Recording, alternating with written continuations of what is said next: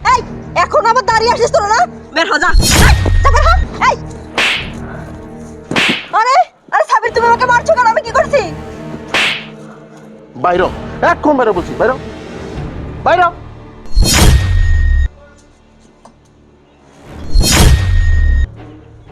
আরে কে যেন আসতেছে মনে হয়। চাউলের কেজির দাম ৭০ টাকা, তরি তরকারির দাম এত টাকা বাড়ছে, আর এখন আমার বাড়িতে কিনা মেহমান আসতেছে না। দাঁড়াও আসাচ্ছি, কে আসতেছে দেখি আসে তো।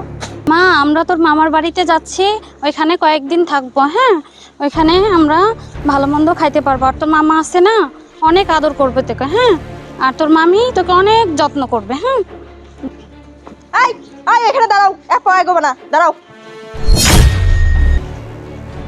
এই দাঁড়াও, তোমরা কোথায় যাচ্ছ?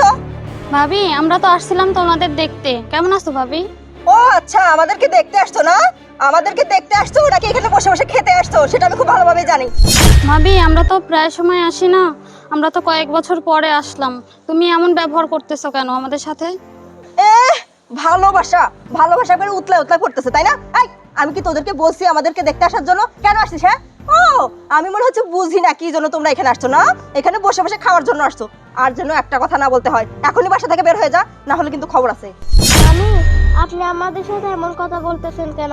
আর মা, তুমি না বলছো মামির বাসায় গেলে আমাদেরকে অনেক আদর করবে? এই মেয়ে, এই, একদম চুপ কর। এত বড় বড় কথা বলতেছিস কেন? হ্যাঁ, এতটুকু মেয়ে একটা, থাপ্পড় দিয়ে একবারে কান গরম করে দেবো। এই ফকিন্নির বাচ্চা, তোর কাপড়ের কি অবস্থা? হ্যাঁ, এই অবস্থা নিয়ে আমার বাড়িতে আসছস? তাড়াতাড়ি এখনই বের হ। ভাবি, আমরা এখানে আসছিলাম অনেক আশা নিয়ে তোমাদেরকে দেখতে। ভাইকে অনেক দিন দেখি না, কিন্তু তুমি যে ব্যবহারটা করলে। হ্যাঁ, আমি তো বুঝতেই পারছি তুমি এখানে কিসের জন্য আসছো। আমার স্বামীর ঘাড়ের উপরে পা তুলে দিয়ে খেতে আসছো। তোমার মতলব আমি বুঝি না মনে করছো না? তোমার স্বামীকে তো তুমি খেয়েছো, এখন আমার বাড়িতে আসছো আমার স্বামীর উপরে বোঝা হয় খাইতে, বুঝছো? এসব আমি বুঝি না। না, এত মায়া কথা বাদ দিয়ে এখনই বের হও আমার বাসা থেকে, না হলে কিন্তু দেখো তোমার কি করি। অনেকক্ষণ ধরে কিছু বলতেছি না, কিন্তু চুপ করে আছি। এই এখন আবার দাঁড়িয়ে আসিস তোরা না? বের হ যা। এই যা বের হ। এই তোরা কি চাউলের কেজির দাম জানিস? যা বের হ। চাউলের কেজি কত জানিস? ৭০ টাকা কেজি। আজকে তোর ভাই আসার আগে আগেই বের হয়ে যা, না হলে কিন্তু একবারে শেষ করে দিবি। যা। আরে মিষ্টি, কি করছো সব? ভাইয়া, তুমি আসছো? হ্যাঁ বোন, আমি আসছি। তোদেরকে ধাক্কা দিচ্ছে কেন? এই মিষ্টি, কি হয়েছে? ওদের সাথে তুমি এরকম ব্যবহার করছো কেন? কি হয়েছে না? তোমার বোনটা আমার বাসায় আসছে, এখন থেকে আমার বাসায় থাকবে মনে হয়, এই মতলব নিয়েই আসছে। ওদেরকে কে রান্না বাড়া করে খাবে? হ্যাঁ, আমি রান্না বাড়া করে এদেরকে খাবো নাকি? আমি কি চাকরানি নাকি? এখনই বাসা থেকে বের করে দাও, না হলে কিন্তু খবর আছে। আমি বাসা থেকে বের করে দিচ্ছিলাম তো। আরে আরে সাবির, তুমি আমাকে মারছো কেন? আমি কি করছি? আবারও তুমি আমাকে মারছো কেন? মারলে তুমি আমাকে? এই চাপ! তোকে কি কারণে থাপ্পড় দিছি না? এই, আমার একমাত্র বোন, আমার বোন এ বাড়িতে আসছে, আমারটা খাবে, আমার বাড়িতে থাকবে, তুই বলার কে রে? আমার বাবা মা যখন মারা যায়, আমার এই বোনটি ছোট ছিল। আমার এই বোনটাকে ছোট থেকে বড় করছি অনেক কষ্টে।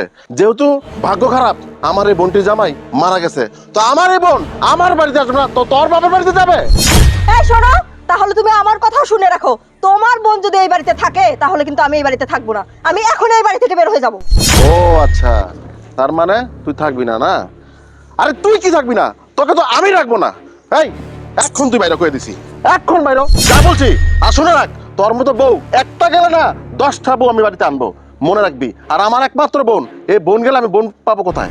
হ্যাঁ, বাইরে এখন বাইরে বলছি, বাইরে বাইরে। এই বাইরে বাইরে বলছি, একদম হাড্ডি গুড্ডি ভাইয়া ফেলামু, চিনাস?